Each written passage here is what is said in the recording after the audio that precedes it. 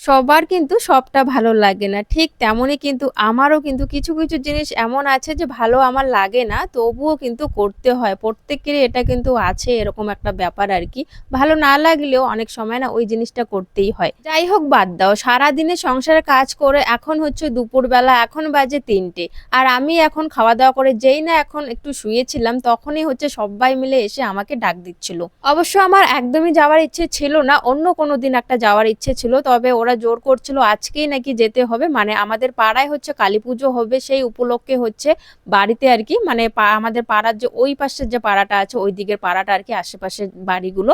তো সেখানে গিয়ে হচ্ছে মাগন মেগে আরকি আনতে হবে। তো ওই জন্যই সবাই মিলে ডাক দিচ্ছিল। তো ওরা দাঁড়িয়েছিল বাইরে অনেকক্ষণ ধরে। আমি রেডি হলাম। তারপর দেখো এদের সাথে আমিও কিন্তু বেরিয়ে আসলাম আরকি বাইরে। কারণ করতেই হবে এই জিনিসটা। কারণ সব্বাই যেহেতু পাড়ার করবে আরকি মানে মাগুন মাখবে সবাই যেহেতু পাড়ার, তো আমি কেন বাদ যাবো? আমাকেও তো করতেই হবে। তো সেই চিন্তা ভাবনা করে দেখো আমরা সব্বাই মিলে সন্ধ্যার দিকে এখন বাড়িতে আসলাম।